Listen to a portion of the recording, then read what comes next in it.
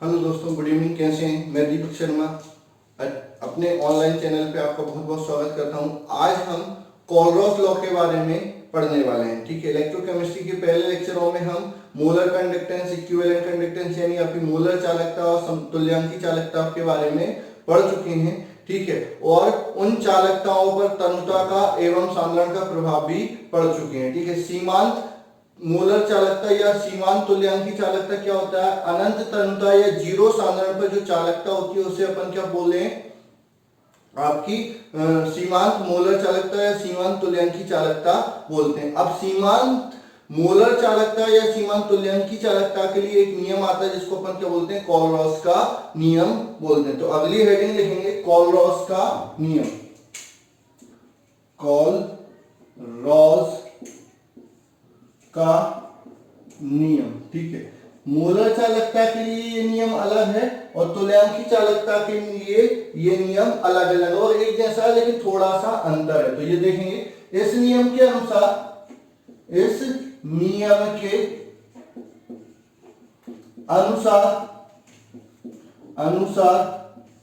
किसी विद्युत अपघट्य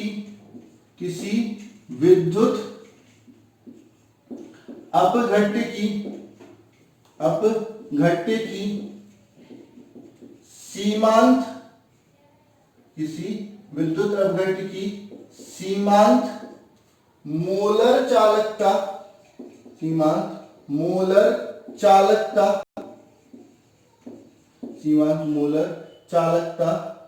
उसके धनायन एवं ऋणायन की सीमांत आयनिक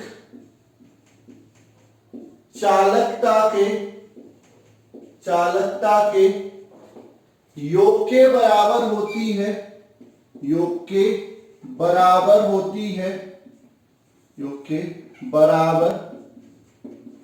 होती है जिसमें एक सूत्र में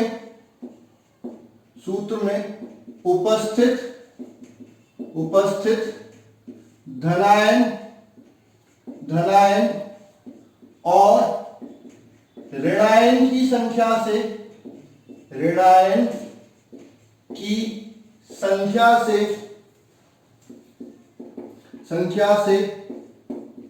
गुणा किया जाता है। ठीक है, तो आपको अगर किसी विद्युत अपघटिकी के निकालने सीमांत मोलर चालकता निकालनी है तो आप क्या करो? धनायन और ऋणायन की सीमांत आयनिक चालकता निकालो और उनमें एक फॉर्मूला में जितने धनायन है और जितने ऋणायन है उनका आपस में गुणा करो। मतलब आप क्या करोगे? धनायन में धनायन की संख्या का गुणा करेंगे, ऋणायन में ऋणायन की संख्या का गुणा करेंगे। ठीक है, और उनकी आयनिक चालकता और संख्या का गुणा करने के बाद दोनों का योग करेंगे तो आपको क्या मिल जाएगी? विद्युत अपघट की सीमांत मोलर चालकता मिल जाएगी। जैसे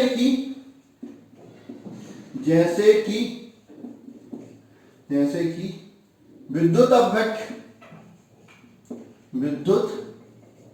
अपघट्य ले लिया AXBY। ठीक है, ये आयनित होगा किस में? XA by plus ion plus by BX minus ion. ठीक है, अब इसकी सीमांत जीरो लगा दो या अनंत लगा दो। जीरो लगाया मतलब शून्य सांद्रण है और अनंत लगाया मतलब अनंत तनुता है। कौन सी? मोलर चालकता। किसकी? AXBY की। ये किसके बराबर होगी? आपका आयनिक चालकता। ठीक है, किसकी? Y प्लस आयन की। ठीक है, प्लस सीमांत मोलर आयनिक चालकता किसकी? BX माइनस आयन की। हाँ, इनमें एक फॉर्मूला में जितने आयन है तो इसमें कितने धन आयन? X, तो तो x से गुणा कर देंगे। इसमें कितने ऋण आएंगे, y, तो y से गुणा कर देंगे। तो ये आपका क्या हो जाता है, कॉलरॉस लॉ हो जाता है। ठीक है, ये किसके लिए, मूलक चालकता के लिए। ठीक है, एक और नियम हो जाएगा, और करके अपन लिख लेंगे या करके। इस नियम के अनुसार, इस नियम के अनुसार, इस नियम के अनुसार किसी विद्युत अपघट्ट की, किसी विद्युत अपघट्ट की, अपघट्ट की सीमांत तुल्यांकी चालकता, तुल्यांकी चालकता। तो सीमांत का मतलब ये होता है कि अनंत तनुता पर या शून्य सांद्रण पर तुल्यांकी चालकता, या शून्य सांद्रण पर या अनंत तनुता पर मोलर चालकता। सीमांत अगर मैंने बोल दिया तो उसके अंदर हो जाता है, लेकिन कई बार टीचर ही बोलते हैं कि आपको लिखना है, तो सीमांत तुल्यांकी चालकता इसके साथ लिख देंगे, अर्थात अनंत तनुता पर तुल्यांकी चालकता, तुल्यांकी चालकता धनायन और ऋणायन की, धनायन और ऋणायन की, धनायन और ऋणायन की, ऋणायन की अनंत तनुता पर, अनंत तनुता पर आयनिक चालकता के, आयनिक चालकता के या सीमांत आयनिक चालकता के, चालकता के योग के बराबर होती है, योग के बराबर होती है, बराबर होती है। इसमें आयनों की संख्या का गुणा नहीं करते, यानी आपको अगर lambda zero equivalent A X B Y निकालना है, तो ये क्या हो जाएगा, lambda zero A by plus lambda zero B X minus, इसमें आयन की संख्या का गुणा नहीं करेंगे। तो ये कॉलरॉस का नियम हो जाता है, किसके लिए, ऊपर वाला मोलर चालकता के लिए और नीचे वाला तुल्यांकी चालकता के लिए। ठीक है, और बोर्ड में ये बहुत इंपॉर्टेंट है, पूछा ही जाता है। तो अगर पूछा जाता है तो आपको दोनों नियम लिखने बिना किसी लिमिटेशन के, ठीक है, आपको दोनों ही लिखना है बिना सोचे। ठीक है, इसके साथ इसके पूछे जाते हैं अनुप्रयोग। क्या पूछे जाते हैं, अनुप्रयोग। ठीक है, तो अगली हेडिंग लिखेंगे कॉलरॉस नियम के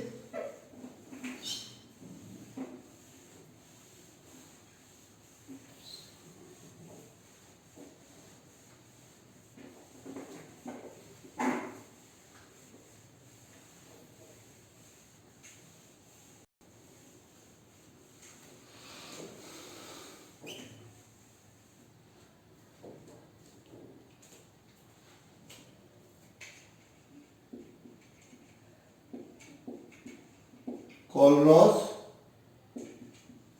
नियम के अनुप्रयोग, कॉलरॉस के नियम के अनुप्रयोग। कॉलरॉस का नियम क्या कहता है, उसके अनुप्रयोग क्या क्या है, मतलब इसका उपयोग कहां कहां पर किया जा सकता है। ठीक, कॉलरॉस नियम के अनुप्रयोग। तो पहला आता है दुर्बल विद्युत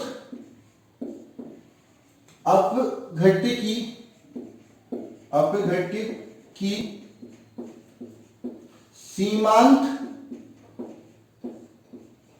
मोलर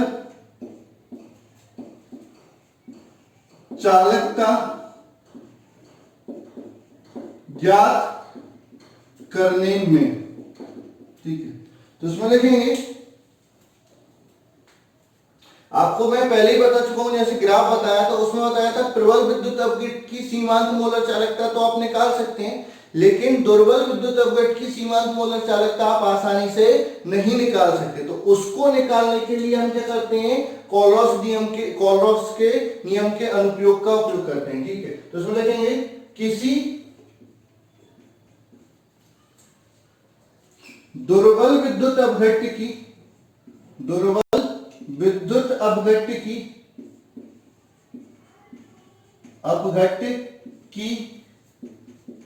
सीमांत मोलर चालकता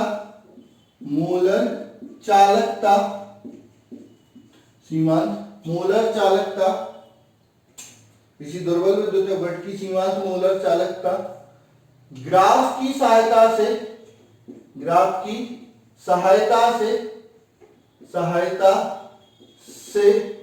ज्ञात नहीं की जा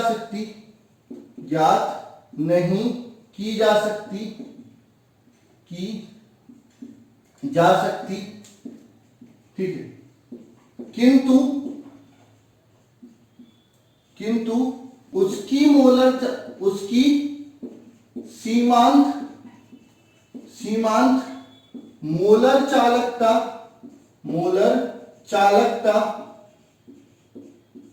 ऐसे प्रबल विद्युत अपघट्टों की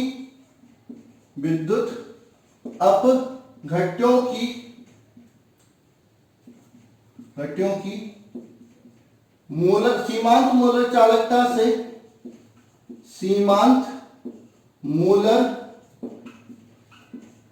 चालकता से ज्ञात की जा सकती है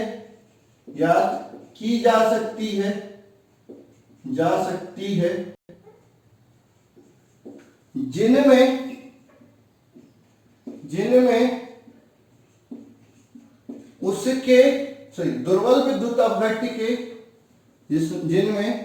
दुर्बल विद्युत अपघट्ट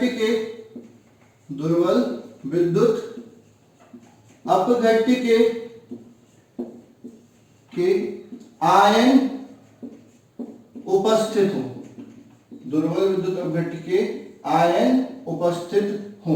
ठीक है, तो आप क्या करेंगे, जैसे कि मान के चलो मेरे को मोलर चालकता निकालनी है किसकी, उदाहरण के लिए लैम्डा 0 CH3COOH निकालना। ठीक है, हमको दिया क्या है, लैम्डा 0 HCl दिया है गिवन। ये क्या हो जाएगी, lambda 0 H plus ion plus lambda 0 Cl minus ion. ठीक है, दूसरा लैम्डा 0 NaCl दिया है, ये क्या हो जाएगा, lambda 0 Na plus ion plus lambda 0 Cl minus ion.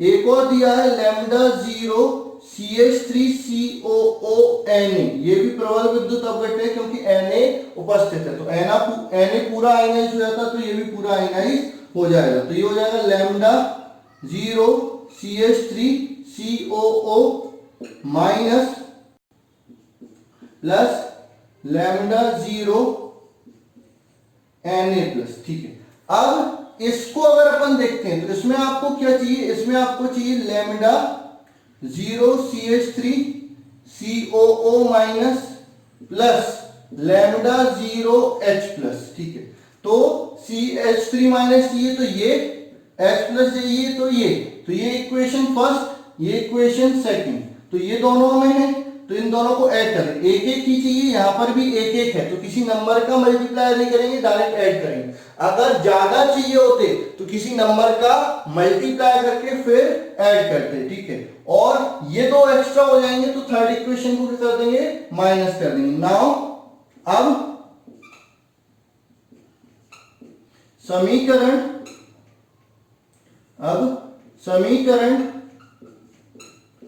1 व 3 को जोड़कर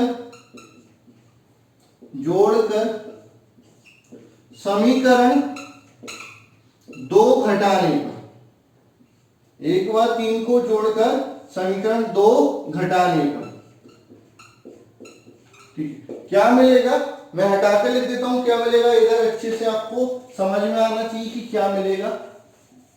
इस पर न्यूमेरिकल आते हैं बेटा बहुत सारे, तो अच्छे से प्रैक्टिस कर लेना। अगर नहीं करोगे तो ये बाद में दिक्कत देंगे। और बोर्ड में डायरेक्ट क्वेश्चन पूछा जाता है, कॉलरॉस का नियम लिखिए एवं उसके अनुप्रयोग लिखिए, तो पूरा आपको लिखना पड़ेगा। तो इधर क्या हो जाएगा, lambda 0 HCl plus lambda 0 CH3COO Na minus lambda 0 NaCl बराबर में क्या हो जाएगा, lambda 0 H plus lambda 0 Cl minus plus lambda 0 CH3COO minus plus lambda 0 Na plus. ठीक है, तो ये हो जाएगा minus lambda 0 Na plus minus lambda 0 Cl minus. इससे ये कट गया, इससे ये कट गया, तो बचा क्या, यहां पर बचेगा lambda 0 H plus lambda 0 CH3COO minus. इधर क्या है, lambda 0 HCl plus lambda 0 CH3COO Na minus lambda 0 NaCl। अच्छा, ये किसके बराबर हो जाएगा, ये हो जाएगा लैम्डा 0 CH3COO H के बराबर हो जाएगा। ठीक है, और ये lambda 0 HCl plus lambda 0 CH3COO Na minus lambda 0 NaCl। तो इस तरह से हम दुर्बल विद्युत अपघट्ट की सीमांत मोलर चालकता निकाल सकते हैं। क्या निकाल सकते हैं, दुर्बल विद्युत अपघट्ट की सीमांत मोलर चालकता निकाल सकते हैं। किसकी सहायता से, प्रबल विद्युत अपघट्ट की सीमांत मोलर चालकता से। तो ये आपका पहला अनुप्रयोग हो गया। ठीक है, दूसरा अनुप्रयोग देख लो, ये भी इंपॉर्टेंट है, इस पर भी न्यूमेरिकल पूछे जाते हैं।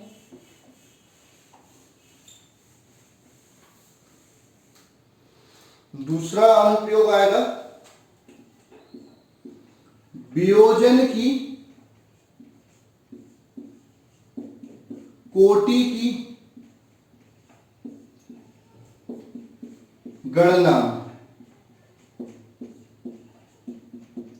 ठीक है, किसी विद्युत अपघट्ट की वियोजन की कोटि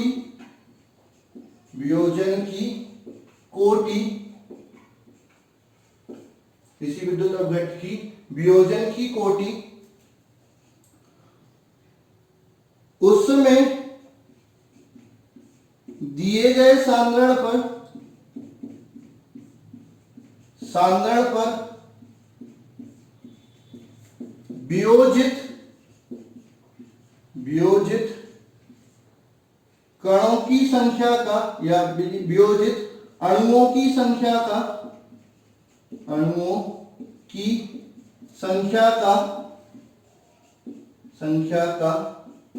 कुल अणुओं की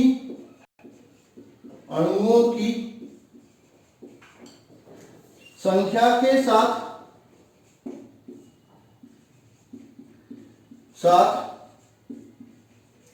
अनुपात के बराबर होता है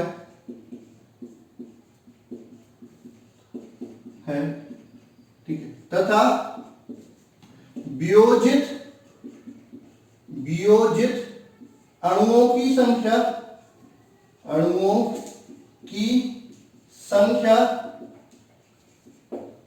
दिए गए सांद्रण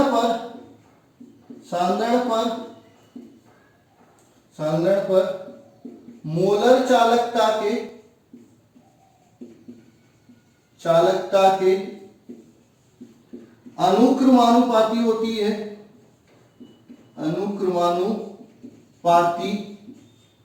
है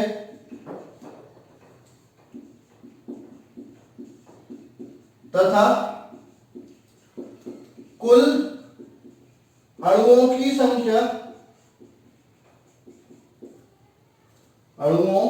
संख्या सीमांत मोलर चालकता के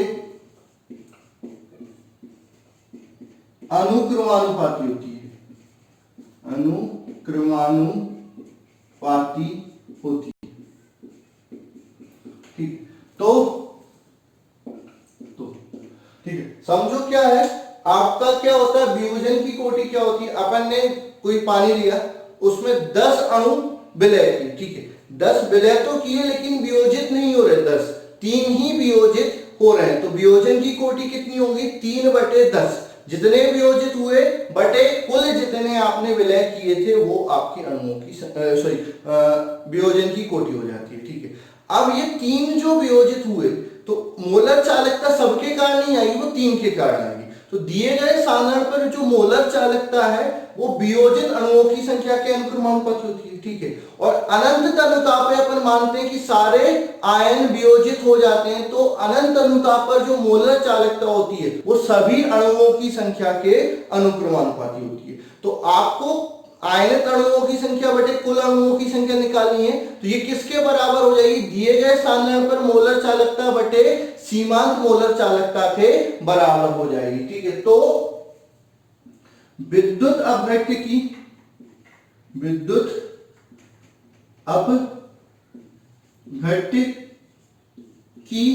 वियोजन कोटि ये साधारण के अनुसार परिवर्तित होती है। ठीक है, वियोजन कोटि बराबर लैम्डा CM दिए गए साधारण पर मोलर चालकता बटे लैम्डा 0M या लैम्डा इनफाइनाइट M, तो ये हो जाती है। तो अल्फा बराबर वियोजन कोटि को कैसे प्रदर्शित करते हैं, अल्फा से, तो अल्फा बराबर लैम्डा CM बटे लैम्डा 0M या लैम्डा इनफाइनाइट M हो जाती है। ठीक है, तो ये हो जाती है आपकी वियोजन की कोटि की गणना किससे, कोलरॉस नियम। सर कोलरॉस नियम क्या बेटा, ये जो लैम्डा 0M निकालोगे वो कोलरॉस नियम से ही निकालना पड़ेगा। ये आपको दिया जाएगा या फिर कप्पा दे देंगे, C दे देंगे, तो आप लैम्डा CM निकाल सकते हो। तो इनडायरेक्टली क्वेश्चन इस पर पूछे जा सकते हैं। अब तीसरा अनुप्रयोग आता है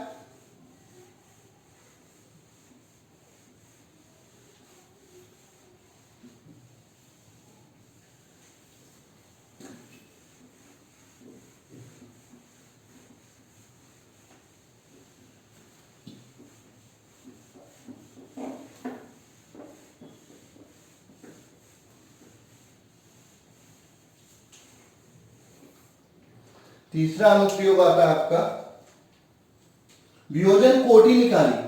तीसरा आएगा वियोजन नियतांक की गणना, वियोजन नियतांक की गणना। ठीक है, तो माना कि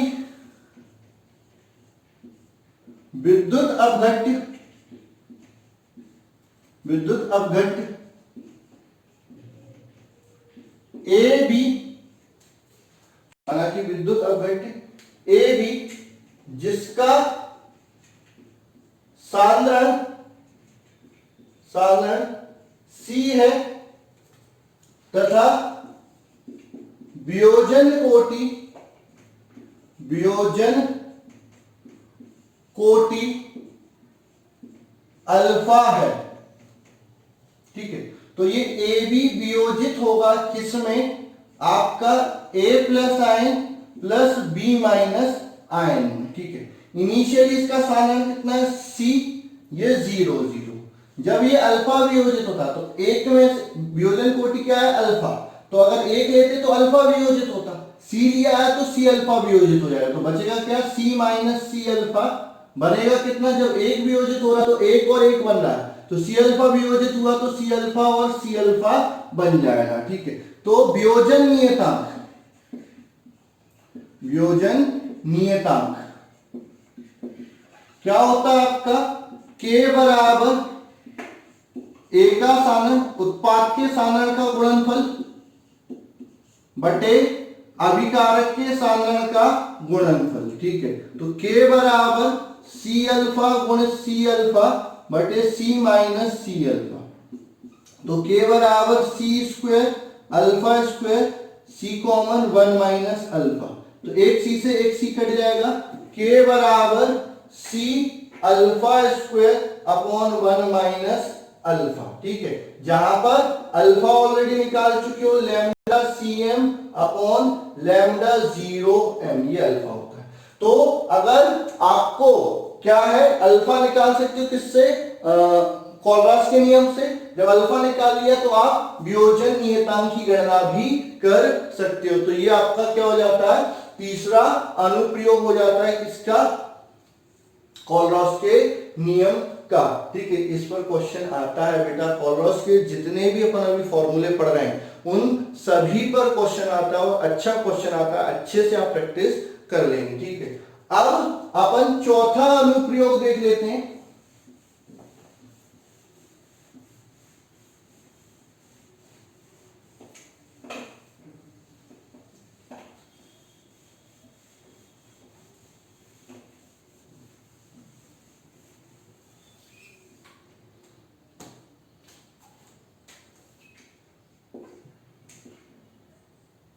किसी अल्प विलय विद्युत अपघट्य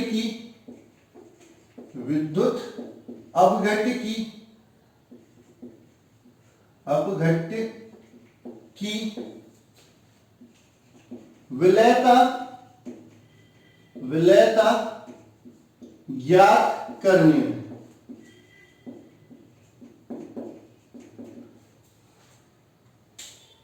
ठीक है, विद्युत अपघट्य जैसे कि AgCl आदि जो द्रव में अल्प विलय होते हैं,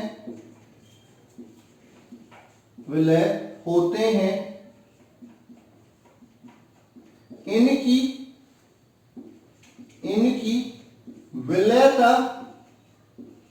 विलयता अनंत तरुता पर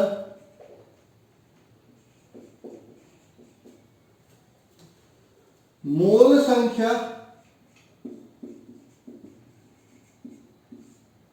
या सांद्रण के बराबर होती है।